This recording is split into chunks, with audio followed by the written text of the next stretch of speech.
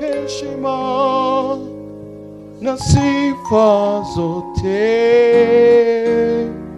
ewe Mungu umetukuka. Twakupa heshima na sifa zote, ewe Mungu umetukuka. Mfalme mwema, mwaminifu, Bwana mweza yote, una nguvu, haushindwi, kea utukufu. Twakupa na sifa zote, ewe Mungu umetukuka. Hapo kuna kitu inaachilia ndugu. Chunga. Tena twakupa heshima na sifa zote, ewe Mungu umetukuka. Takatifu, takatifu, Bwana wa majeshi, dunia yote imejawa na utukufu wako. Twakupa heshima na sifa zote, ewe Mungu umetukuka. Inua mikono yako tumwambie, twakupa heshima na sifa zote, ewe Mungu umetukuka. Amen. Bwana Yesu asifiwe. Tuseme amen iliyo na afya. Bwana Yesu asifiwe. Amen.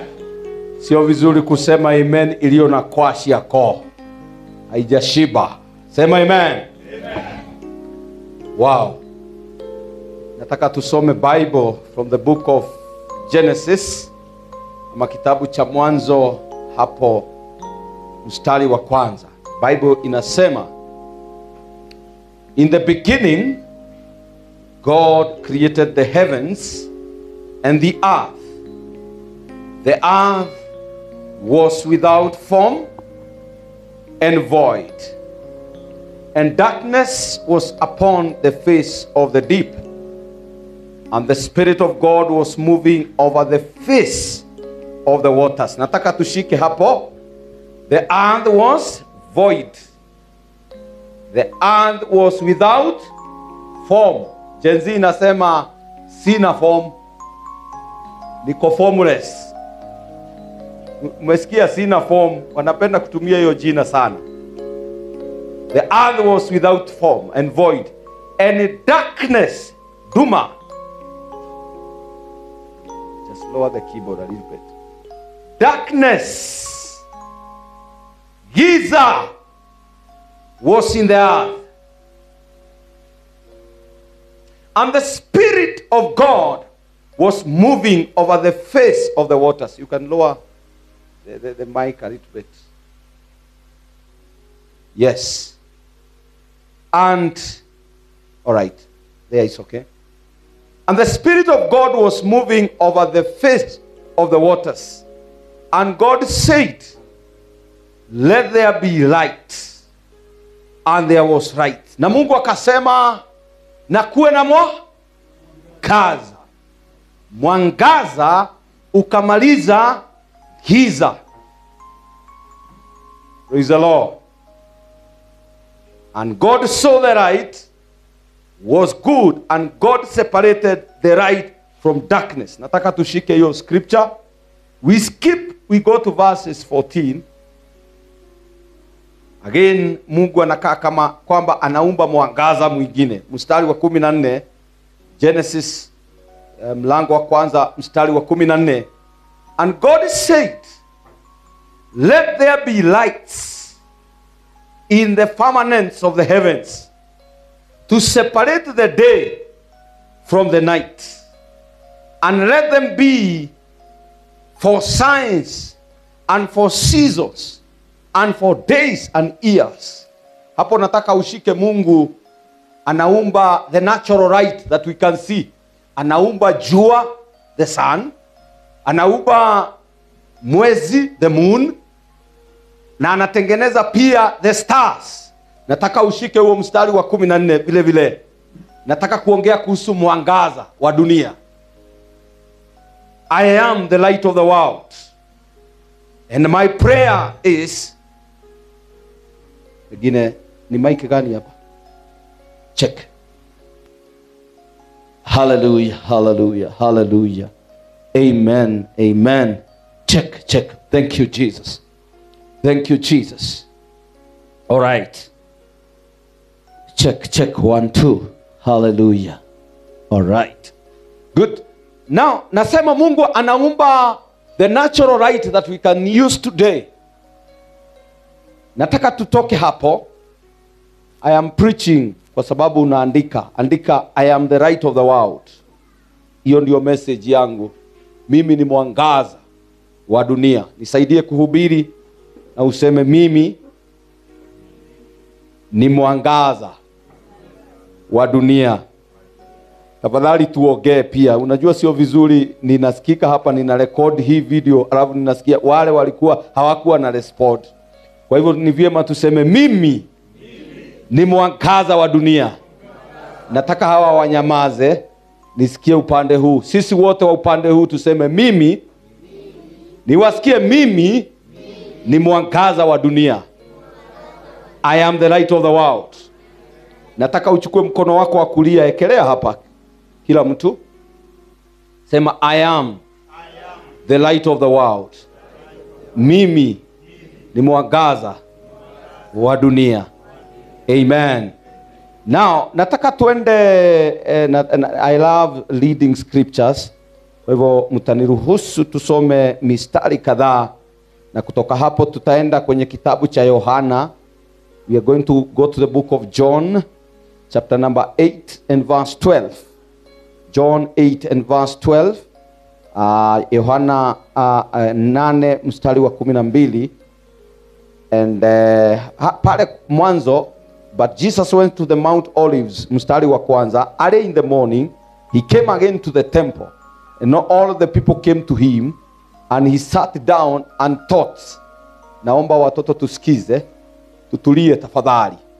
Tutulie, ili tuandamane pamoja. Alafu, mstari wa 12, again Jesus spoke. Yesu akaongea, na alipoongea akasema, I am the light of the world. This is Jesus ambaye he is referring to himself.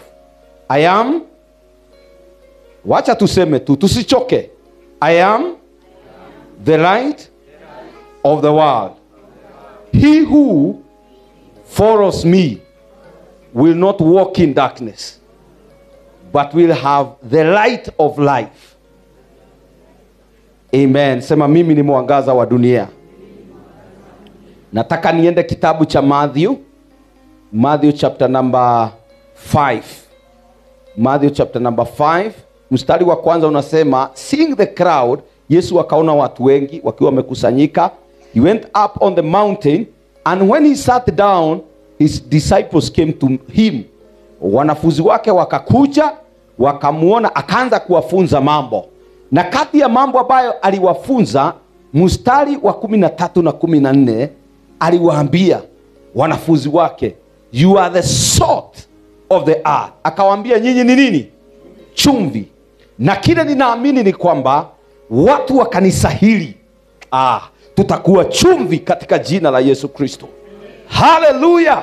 Kuna vitu mbili nataka kuongea kuhusu mwangaza, na ninataka pia kuongea kuhusu kuwa chumvi. Akawaambia you are the salt of the world. Tuangalie naturally, what does the salt do? Number one, salt flavors. Sema amen. Kama kuna kitu kibaya ni kukula chakula ambacho hakina chumvi. You will feel no. Why? You need a flavor called the salt. Mimi kile ninaamini mchungaji katika jina la Yesu, wapendwa wa kanisa hili, sisi wote tutakuwa chumvi. Tutaongeza ladha kwa maisha ya watu wengine.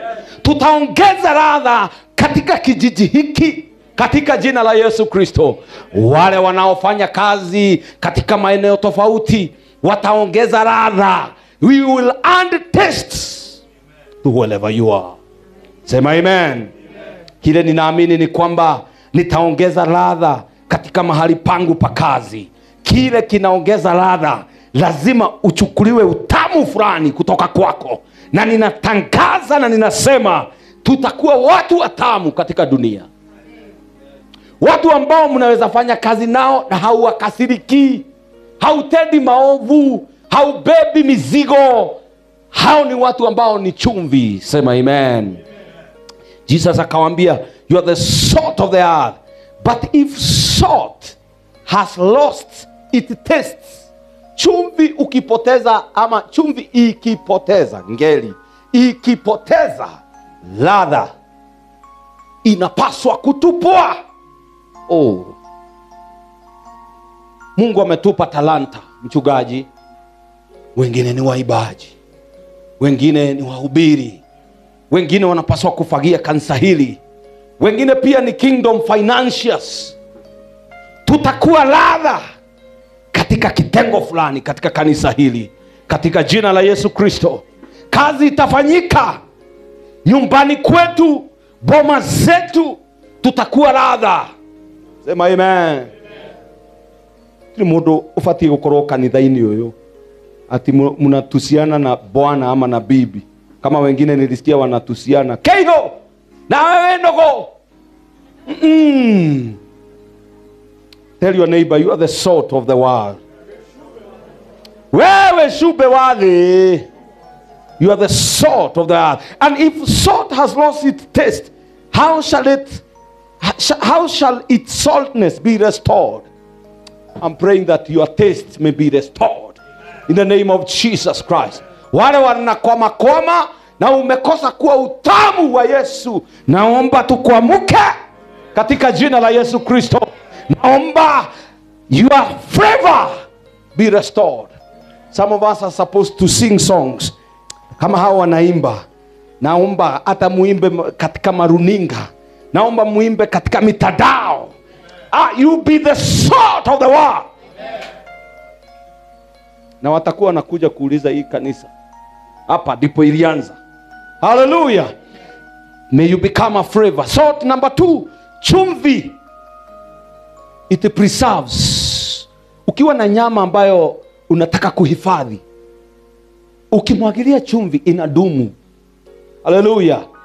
Salt is a preservative. Kwa njia nyingine, ukiweka chumvi chakula kitakaa, kitadumu, hakitaharibika. Naomba maneno yasiharibike kwa sababu uko. Wanafunzi ambao walio hapa, may you become a preservative in your school.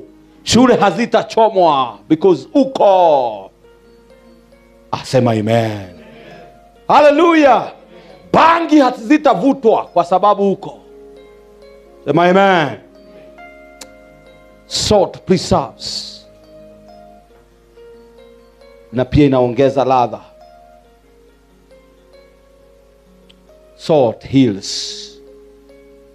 Ukiweka chumvi kwenye kidoda mpaka inaacha kubleed, ukijikata watu wengine huweka chumvi haraka na inaacha kubleed. Ninaomba wale watu wana bleed katika kanisa hili, kwa sababu huko they will stop bleeding. Wengine wanaumia kwa sababu pengine aliachwa na mpendwa wao. Wengine wanaumia kwa sababu maisha yao ya awali hayako sawa. May you become a healing agent in the name of Jesus. I am praying that by the fact that I came, that I may become ladha kwa hii kanisa siku ya leo. Ninaomba nikue preservative. Kuna mtu atasikia kuendelea. No tugane na mundu tongeda tuganire I was contemplating to kill myself. Lakini tukakutana tukaongea kaniambia let me open up to you. Kaniambia nilikuwa nataka kujimaliza. May you become a preservative. May you become a healing agent. I'm praying. Ulikuwa unaniambia ungetaka hata tufanye crusade. Nataka crusade zifanywe. We will heal this land. We will heal this village.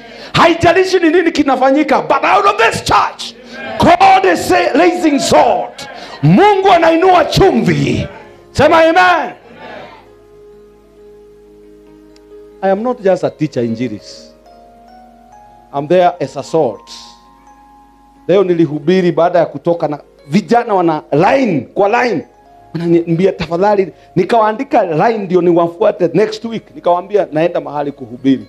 Nikajua chumvi inafanya kazi. Hallelujah! Watu wakutembelee mama, wakitaka usaidizi, maana wewe ni chumvi. Watu wakutembelee wewe bwana. My brother, let me encourage you. Wewe unacheza kinanda. You become a sword in that area. You favor this church. Are you getting me, my brother? Many people who want to play, they come to you. May the Lord add favor. May the Lord add skill.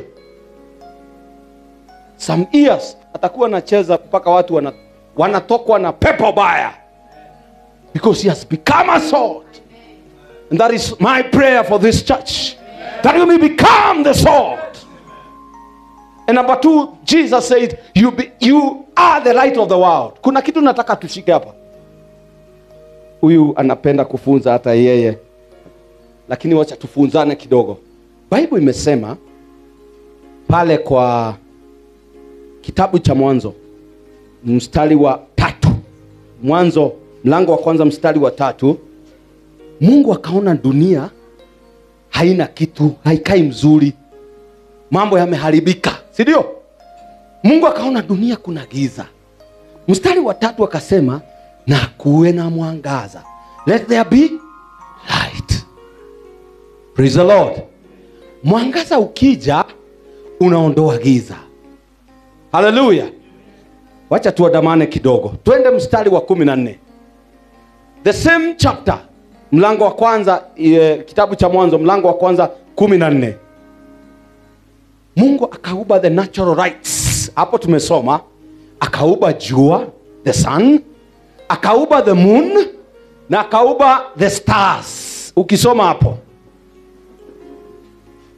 nilipoangalia hivyo nilijiuliza kwa nini Mungu katika mstari wa 3 akaumba mwangaza, na ni kama haiko explained ni mwangaza wa aina gani. Mstari wa 3. Mstari wa 4 akasema tena na kuwe na mwangaza. Lakini ule mwangaza akaendelea kusema ni mwangaza wa aina gani. Watoto, ni nini kinatupa mwangaza sasa hivi? Ni stima? Ni nini? Juu? Tuseme juu? Tuseme juu? Kwa hivyo Mungu mstari wa 14 akaumba nini? Juu? Sun. Akaumba moon. Akaumba stars. Jata. Twarora iguru uguo tukona utheri utuko. Lakini nikajiuliza, mwangaza unaoelezwa mstari wa 4 hapo wa 3 ni upi? Nikaangalia kitabu ambacho tumesoma, kitabu cha Yohana 8:12. John 8:12. Yohana 8:12. Bible inatuambia Yesu akawa naongea na wanafunzi wake, akawaambia, ndugu yangu, I am the light of the world. Huyu anauliza kwa nini Yesu akakuja akafia wanadamu kabla ya kuuliwa kwake. Alikuwa amewaambia wanafunzi wake hapo Yohana 8:12, I am the light of the world. At this point, Jesus haambii wanafunzi wake you are the light of the world. Anawaambia mimi, Yesu, mimi ndio mwangaza. Matthew pia alikuwa mwanafunzi wake, akarekod Yesu pia akifunza wanafunzi pale, akawaambia mambo mengi, the beatitude, bla bla bla bla. Hapo 14 Matthew 5:13 sort 14 anawaambia nyinyi sasa. Yesu hasemi mimi ndio mwangaza, anawaambia sasa nyinyi, anaambia wanafunzi wake nyinyi ndio mwangaza. Yohana ni Yesu anasema mimi ndio mwangaza, lakini sasa anawaambia nyinyi ni mwangaza wa dunia. You are the light of the world. You are the salt. Ni munijibu tafadhali. You are the salt of the world. I want to explain something. Na munishike vizuri. Light in Genesis 1:3, usichanganyikiwe, ni kumaanisha Yesu alikuwepo kutoka mwanzo. Na Yohana ambaye ameandika kwamba Yesu akisema I am the light of the world, pale akianzia anasema in the beginning, anaturudisha uko mbele kitabu cha Yohana. John 1:1, in the beginning there was word, and the word munijibu was God, and the word was God. So the light we are talking about, it is not the natural light. It is the light of Jesus. That brethren, kama tutakuwa mwangaza na chumvi, lazima tuupate, sio kwetu wenyewe.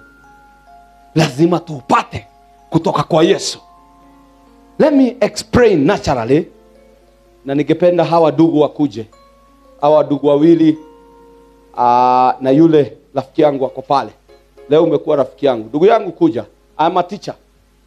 I teach with students. I teach with aides. They are called teaching aides. Wale ni walimu hapa. Hatuwezi maliza bila illustration. Songesha hivyo.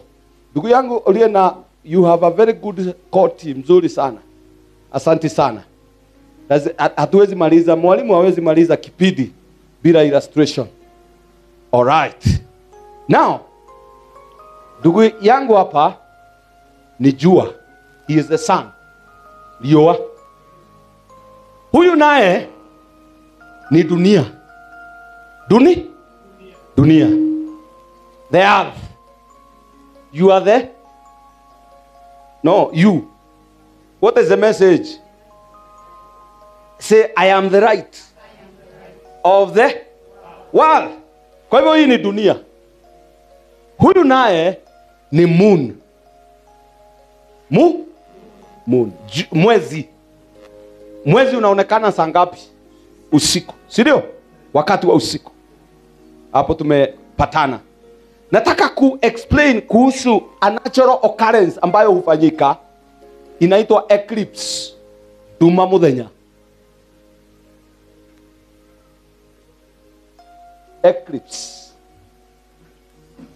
Eclipse inafanyika hivi. Kunayo inaitwa solar na kunayo inaitwa lunar, lakini tutatumia lunar. Lunar huwa ina happen when jua na dunia, the earth, na mwezi uko kwa laini moja. Kwa nini? Mwezi hauna mwangaza wake mwenyewe. Ukiona mwezi ukimulika dunia usiku, wakati unaona mwezi, kuna wakati hauoni, si ati kwamba hauko.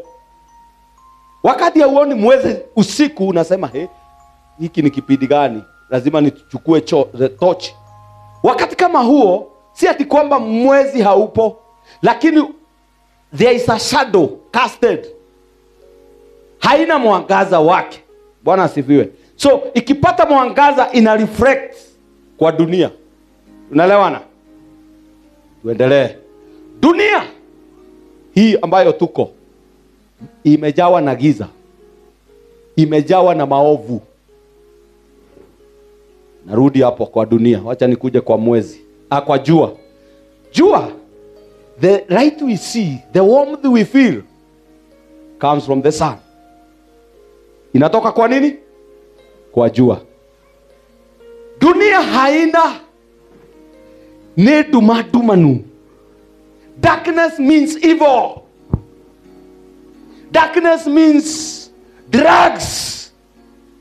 Fagi inyua gothi. Ukithire kuria riua riri gutire fagi. Gutire umaraya. Hallelujah. Gutire waganu. Gutire koragana. Koragana gukoragwo thi. Mweri. Gutire aria mathie kwa mweri makoraga kundu kuhoreru gutari na maundu maingi. Ona ndungihurwo ngeta. Nataka uone hivyo. Na haha nguo ungihituka utuko uwage kwimenyerera. Nithi no wikore gwi kiundu gikirwo. Waigua kwe maundu mekirwo moru nithi. Waigua gwe sukari urendirio na wena mercury, kuna sukari iliuzwa na iko na mercury na itapatia watu kansa, sio hapa. Wapi? Dunia. Dunia Mungu akaangalia pale mwanzo, akaona the earth was empty.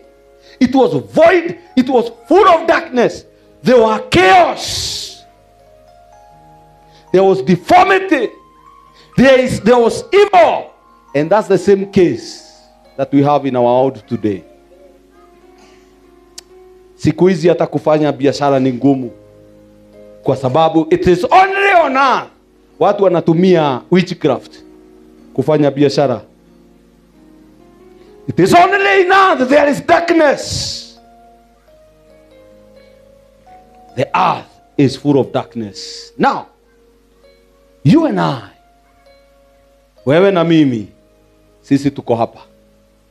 Sisi ni mwezi. Praise the Lord.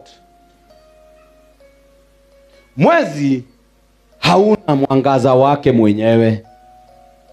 Mwezi hupata mwangaza ukiokea dunia. Ukikaa ukiwa umefunikwa na dunia, the darkness that is here comes here. Na wakati dunia imefunika mwezi, mwezi hauonekani. Katika wakati huo, mwezi hauonekani, kuna giza totoro duniani. Lakini usiku, mwezi ukiondokea dunia, upate mwangaza kutoka kwa jua, unaanza kuonekana na unaanza kumurika dunia. Have you ever seen that? That is geography ya ukweli, inaitwa lunar eclipse. What am I trying to say? You and I, wewe na mimi, sisi ni waovu kama dunia without Jesus. Jua inamaanisha Mungu. Jua inamaanisha Yesu Kristo. Jesus says, I am the light of the world. Whoever follows me, whoever, yoyote anajianikia mimi, yoyote ananitazamia, praise the Lord, hawezi akabaki kwenye giza.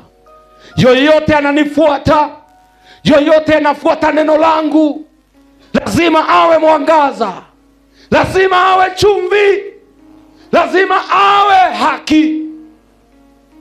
Praise the Lord. Kwa nini tunabaki kwenye uovu? Kwa nini tunabaki kwenye giza? Ni kwa sababu tumekaa kwenye mstari mmoja na dunia. Romans 12 verse 1 inasema we should not conform to the patterns of the world. Dunia imejaa maovu. Tutakuwa chumvi namna gani? Tutakuwa mwangaza namna gani? Lazima tuondokee. Ninaomba neema ya kuondokea Wakati stress za dunia zinakuja, the last word ya kumaliza, ondokea. Wakati maovu yanakuja, ondokea. Wakati depression inakuja, ondokea. Ambia mwenzako, ondokea. Shida ni tunakaa hivi. Wakati economy imeharibika, ondokea. Lakini watu hawaondokei. Paka wanafunzi wamekataa kuondokea. Mitindo ya kidunia. Tukileta muziki, unasema anguka nayo. Kijana anataka hata kuanguka hesabu. Vile dunia inasema, ndio ugoma yenye inaanguka nayo. Anguka nayo. Chemistry, anguka nayo.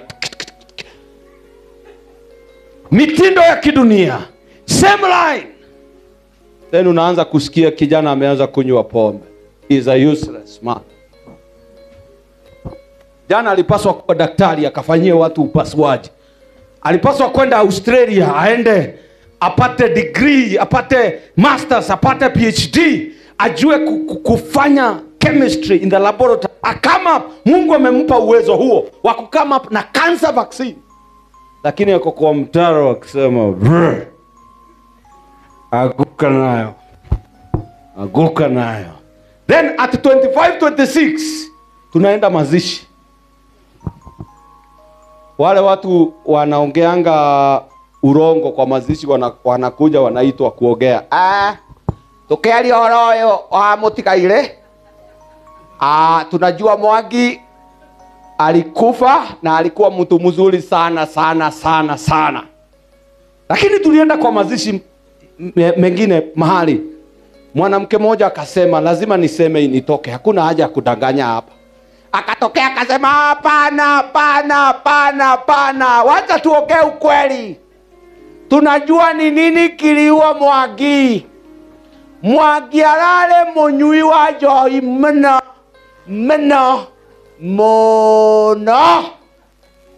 Kwa nini? Aliingia kwenye mitindo ya kidunia. Amebaki kuagiza. Anazikwa mapema. Anakosa capacity ya kukubali mwito wa Mungu. Unajua mwito wa Mungu, pastor, with all due respect, sio tu kuhubiri. Unajua people think that call of God ni kuchukua mtu microphone na kuambia watu Bwana asifiwe. No. When a teacher takes teaching like a call, the school will change. When a doctor takes inaitwa treatment as a call, hatutakuwa tu watu wanaenda kwa mahospitali wanatibiwa. Daktari anasema na unajua kuna kaprotein inajenga keno. Anasema because of that hii family sitafanya harambee. Wanarecommend kitu haiko, unapaswa kufanyiwa upasuaji. Na hauko. Because he is not there as a call. He is there to make money. And I pray that the people of this church, you may receive your call. And your call, you are not too old to receive a call. Ona Abraham wetirwo ari 75 years. Na ageukira akiuga niguthama itura riri. Go and I accept the call of God. And that is when he became the father of faith. Praise the Lord. My point is, nirahoya na ninaomba mkubali mito yenu. Wengine, don't waste your life kwa mitindo ya kidunia. What is God addressing today? Inua mkono wako, wekelea hapo wa kulia. Sema mimi ni mwangaza wa dunia. Ninapata mwangaza kutoka kwa Yesu. Mimi ni chumvi ya dunia. Popote niendapo nitaleta ladha. Popote na chochote nafanya nitakuwa a healing agent. Nitakuwa a preservative agent. In Jesus name. Amen. Nimalizie kwa kusema, you don't have light of your own. You don't have taste of your own. You can only expose yourself to the light. You receive it, you reflect to the world. naturally andu mekaga uru tari no ngiuria no tare waiya are othe matare maiya guoko iguru kuma we mwana ginya riu ginya gasukari nduri waiya kindu nduri waiya karamu nduri woya blouse ya mundu mwe skuru nduri wacenjania guku ni kuri macani unaiba goodies no guo yani you just mimi najitangaza nishaiba. So it is so natural to do the evil thing. Ndio maana hakuna mtu atainua mkono. Hata hawa watoto washaiba kitu, si ndio? Si unaona wamekubali. Uliiba raba ama uliiba nini? Uliiba nini? Ati hakuna. Haukuchukua kitu ya mtu. May you remain like that in Jesus name. Now, gwika uru gukoragwo kuri thiini wa andu aria marĩ na tutiikaga wega nikigituma twike wega ni riria tweyanikira Yesu. Wakati tumejianikia Yesu atumulike. Now, how do we get this? Number one, I talked about reading the word of God consistently. Kile kitatusaidia tuwe mwangaza, wapendwa, ni kusoma neno. Kusoma neno, kutafakari neno, you meditate, ni kuishi kulingana na neno, ni kudu Bible study, neno lichukuliwe la muhimu. Wale watu hawana neno ndani yao, hawana mwangaza. That's number one. Number two, lazima tuwe watu ambao wanaomba. We cannot afford to live a prayerless life. Jesus akaambia wanafunzi wake wakiwa wameenda katika shamba la Gethsemane, aliwaambia pray many times without ceasing and you will not fall. Kwa hivyo lazima tuwe watu ambao wanachukulia maombi kwa makini sana. Tusiombe tu maombi ya chakula. Tuombe maombi ambayo ni mpaka ya kuspend time na Mungu.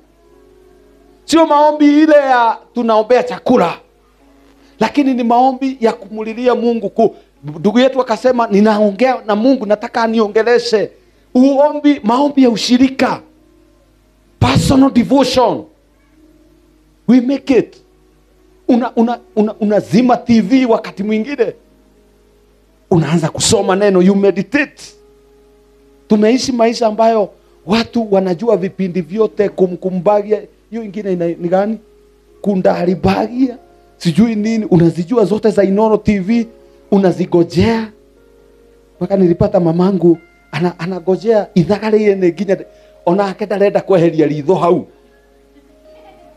Na sisemi tusitazame as long as they are honoring God, but my point is kuna wakati tunafika nataka kusoma neno, sitaki kuondoa.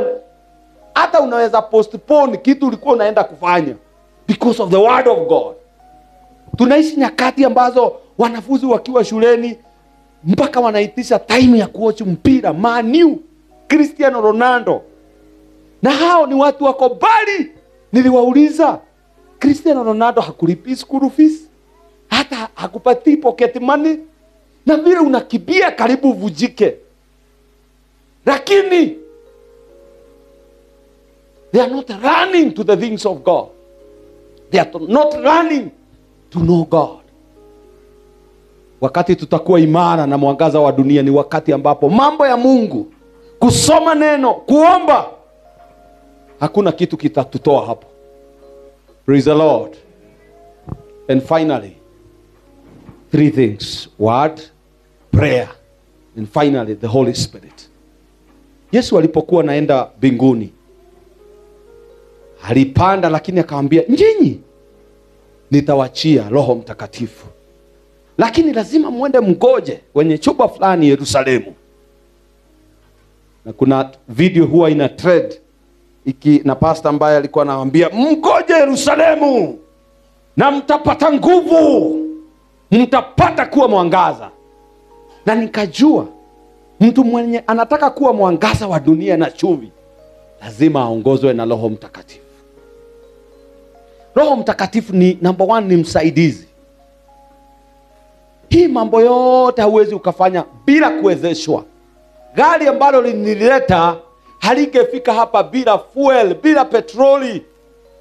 Roho Mtakatifu ni kama petroli, ingeisha singefika hapa. Kwa hivyo petroli yetu kama Wakristo ni Roho Mtakatifu. I wish we had time to talk about the Holy Spirit. But one instant nataka mkumbuke. Mtu alikuwa anaitwa Petero. Alikuwa anazimwa na dunia.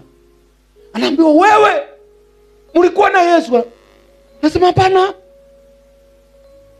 Mwanamke mwingine anamuona, wewe mlikuwa na Yesu. Wewe ule wanyo na anataka kujiondoa. Anazimwa na dunia. But in Acts chapter number 3, wakati Roho Mtakatifu alishuka, kukaonekana dimi za mioto juu yao. Wakati walijazwa na Roho Mtakatifu, Bible inasema keguoya afiafuma alihubiria watu. Si alikuwa muoga pale Yesu akisurubiwa. Roho Mtakatifu alipoingia ndani yake, alihubiria watu 3,000. Akakuwa mwangaza wa dunia. Watu 3,000 wakaokoka. Saa hiyo hata hakuwa naogopa kuuliwa. Wale watu wanauoga hapa, wale watu wanakwamishwa na mambo ya dunia. Kile kitatusaidia ni Roho Mtakatifu. Siku fulani nilikuwa na makasiriko, nilikuwa na bitterness. Siku fulani nilikuwa siwezi kuongea mbele ya watu. Nilikuwa muoga ajabu mimi mwenyewe. Wito ni Murang'a, na mnajua Murang'a kuna terrace kule chini. Nikashuka kule chini, hakuna watu.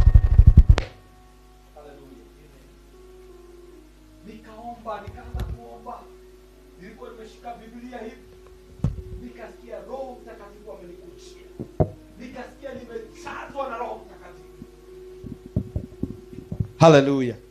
Na wakati huo ndio nilipata imara ya kusimama mbele ya watu. Mimi nilikuwa muoga. Unaona wale watu usimama mbele ya watu, wanaanza kutetemeka huko. That's how I was.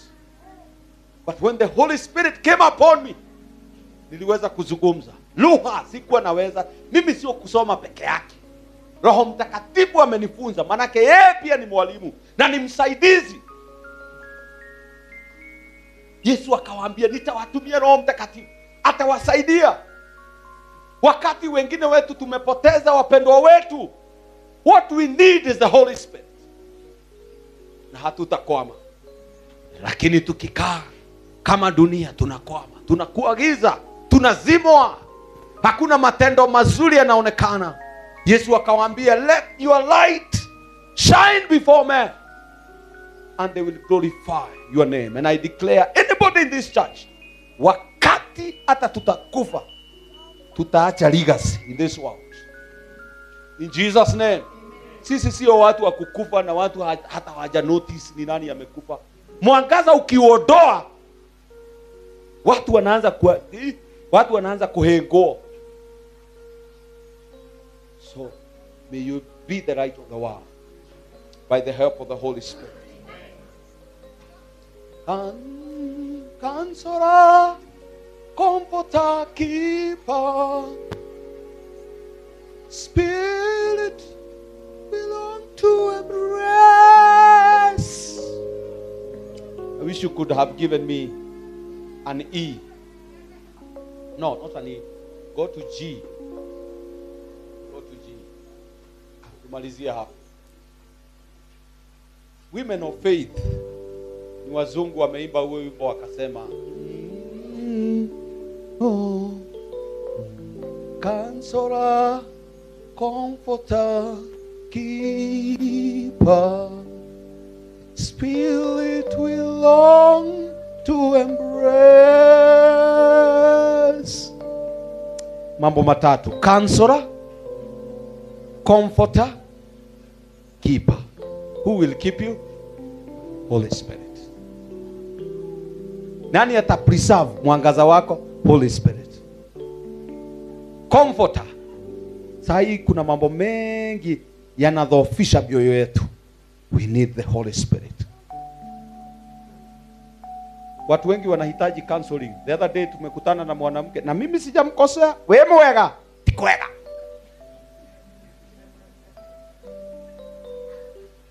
Nikasema huyu anahitaji psychiatrist. Yesu Kristo, Roho Mtakatifu. When the Holy Spirit inside you, hauwezi salimiwa ati unaenda ukikasirikia watu. Kwega siku nzuri. Na mimi nikasema kwani nilikuwa na ubaya gani? Who comforts you? Mwanamke mmoja anapigiwa watoto kwa plot. Anatoka akisema, "Hata nimekupenya huko nikurukaga. Watu watajua huku mimi ni mwenda wazimu." Nikaona mtu ambaye Roho Mtakatifu ako mbali sana na yeye. Mwangaza unakosekana. Watu wanapigana, watu wanauana kwa dunia kwa sababu mwangaza hauko ndani yao. And I pray that all of us become the light of the world. Amen. Become the salt of the world. Inua mkono wako hivi useme, I am the salt of the earth. Inua tena useme, I am the light of the world. The light of the world comes from Jesus. Amen. Amen. Amen. Amen. Amen. Pigia Bwana makofi. Hallelujah. Amen. Amen. Amen. Mnaweza mkaketi. Mnaweza mkaketi. Amen. Amen. Amen. Nataka tusimame sisi wote. We make a prayer. Tuweze kuomba tukimaliza. Yes, yes. Yes, nataka kuomba na watu kadhaa ambao wanahisi kwamba wana vipawa. One of the things God uses kukufanya uwe mwangaza wa dunia ni kipawa. Anakupatia. You can imagine today tumekuja hapa courtesy of Tabitha. Na kama Tabitha hangeona what we are doing, hange Twitter. Hawezi chukua tu mtu umuite. Ukiwa na tatizo kwako nyumbani, huwa unaingia kwa simu. Ni mifereji imefungana, unatafuta mwangaza. Kuna mtu, you cannot be dark in all areas. Kuna areas, kuna vipawa. Nani niko na Praba hapa, Praba Jogona unampigia. Unatafuta mwangaza, unatafuta suluhisho. Unatafuta preservative. Hallelujah. Unatafuta flavor. Naomba kila mshirika aliyo hapa, simu yako itakuwa inatafutwa. Wakitafuta flavor hii, mutirauga amen. Simseme amen. Wakitafuta suluhisho. Amen. Kile kinatusaidia ni vipawa vyetu vinavyoinuka. Ninataka kuombea vipawa vilivyo hapa. Wengine hapa unahisi kama vile mchungaji alituambia, unahisi wewe ni kiongozi. Hujafanyika. Faith is the assurance of things hoped for. Wewe una kipawa cha uimbaji. Una kipawa cha kuhubiri. Una kipawa Mungu ameweka ndani yako. Sijui ni nini. Kuna kitu kiko ndani yako. Kuna biashara. Kuna biashara zingine hazifanywi watu wapate pesa, na sisemi tusipate pesa. Lakini kuna biashara zinafanywa kama mwangaza. Kwa sababu zikifanywa suluhisho zinapatikana. Zikifanywa dunia inaisha shida. Kuna biashara represented here. Si yako tu utajirike ujenge keno ama ujenge kireresho, hapana. Kuna kazi zitaanzishwa za kuleta mwangaza kwenye dunia. Nataka kuomba na watu kama hao. Amen. Kama ni mtu kama huyo, inua mkono kwa Mungu. Sijui ni nani. Inaweza hata kuwa ni mtu mmoja. Anahisi anataka kipawa chake kikwamke. Whichever it is, inua mkono kwa Mungu. Nyinyi nyote mko sawa? Asante my brother. The very first thing, the step of faith Mungu anafanya, anataka uone kama wewe unagundua na unaelewa kuna kitu anataka kufanya na maisha yako. A very simple prayer. Mungu, unaona mikono hii imeinuliwa na haijanyoshewa mchungaji, haijanyoshewa yoyote, imenyoshewa wewe Bwana. Wakitaka uamulike, na ukiwamulika Mungu, unajua hawatabaki kuwa vile. Si uamulike tu, uamulike Bwana, waonekanie katika hali walizonazo. Mungu wasaidie, wakwamue, waondokee chochote kinawakwamiza kutoka kwa dunia. Inua vipawa vyao Bwana, ng'arisha vipawa vyao Bwana, Wacha vipawa vyao vionekane. Bwana, hakuna mtu ambaye anaasha taa kama ulivyofunza kisha akaifunika. Kisha katika Mathayo 25, wale ulipea talanta, kuna mmoja hakufanyisha kazi na alibaki kuagiza. Lakini kuna wao walifanyisha kazi na wakaekeza. Ninaomba neema ya kuekeza kwa wapendwa hawa. Bwana, wasaidie kuekeza, that when you come back you will say, well done, good and faithful servant. Wabariki, wacha kipawa chao kiinue kanisa hili. Wacha vipawa vyao visaidie kanisa hili katika jina la Yesu Kristo. Wacha vipawa vyao viwe mwangaza katika kijiji hiki, viwe mwangaza katika kaunti hii, viwe mwangaza katika Kenya hii, katika jina la Yesu. Na haya yote tumeomba na kuamini. Amina. Nataka pia kuombea mtu yoyote aliye na tatizo. Wakati mwangaza unakuja, uponyaji unaonekana. Labda uko mgonjwa ama uko na mgonjwa mahali. I want to make this prayer for you. Labda uko na tatizo fulani la familia. I want to make this prayer for you. Labda uko na changamoto, wewe ni mwanafunzi shuleni.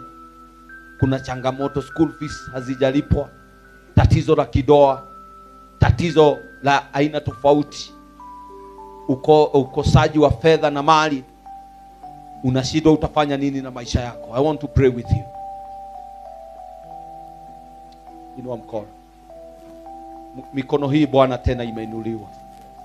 Na imeinuliwa kwako. Bwana, si wasaidie. Wasaidie. Wasaidie kutoka kwa shida. Wengine pengine wako na bitterness. Wengine wako na makasiriko juu ya mambo ambayo yamewachanganya. Wengine pengine wamekwama katika hali fulani.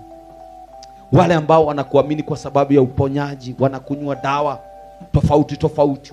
Wape uponyaji katika jina la Yesu Kristo. Heal their bones. Heal that asthmatic condition. Heal that diabetic. Heal that diabetes. Heal that pressure. In Jesus' name. Tatizo lolote limeinuliwa kwako, litatue Bwana. Manake wewe haushindwi. Nguvu zote ni zako. Zaidi Bwana. Jina lako litukuzwe. Ombi la mwisho, uko hapa hujaokoka. This is the biggest miracle that can happen. If you die today, where will you go? Nataka kuomba na wewe. Hujaokoka. Bwana anasema leo ni siku ambayo nilitenga kwa ajili ya moyo wako. Usisikize sauti zingine. Usisikize sauti za adui shetani. Unataka kuokoka. Kuokoka is so simple. Faith. Kuamini Yesu kama mwokozi wa maisha yako. Ungetaka kuokoka. Natumai anataka kuokoka. Mchungaji unaweza kuongea na yeye. Hujaokoka, uko hapa kanisani. This is the day of your visitation. Hata watoto, hujaokoka, hujaikubali Yesu kama mwokozi wako. Niliokoka nikiwa mtoto na amenihifadhi. Kuna mtoto hajaokoka? Kuna mwanalika hajaokoka? Nafasini yako. Ulienda mahali mchezaji kinanda hakuwa ameokoka, akaokoka. Okay. Wewe. Sawa. Kama tumeokoka sisi wote, jina la Bwana liinuliwe. Amen. Pengine mchungaji tutaelekeza ombi hilo ukimalizia, ama tumuombe sawa. Kuja Kamau. Bwana Kamau kuja. Ukona ungetaka nikuombe nini?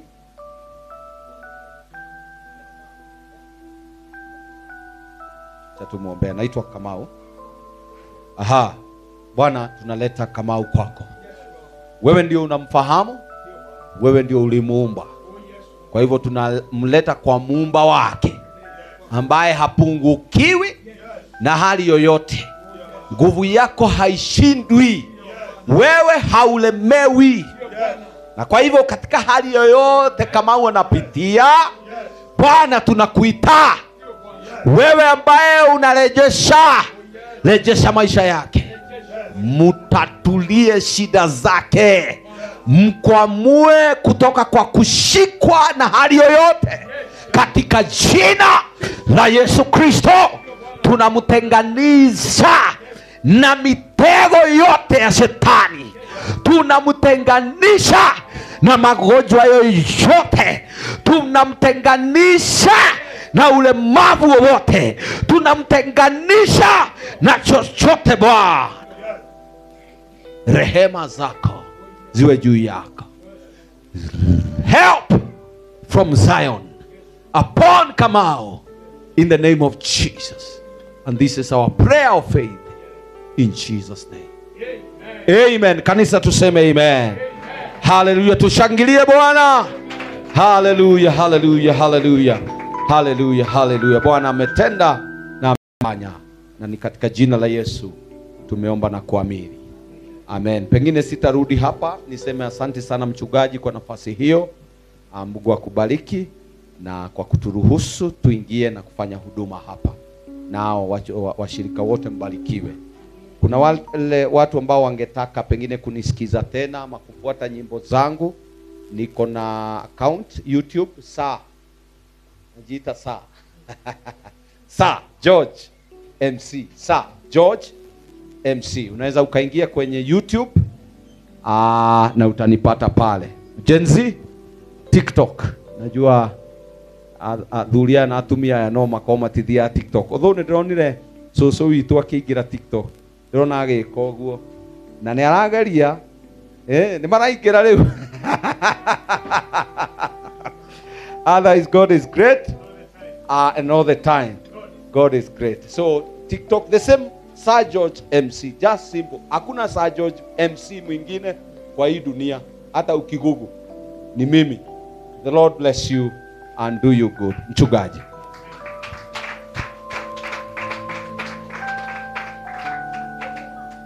Amen.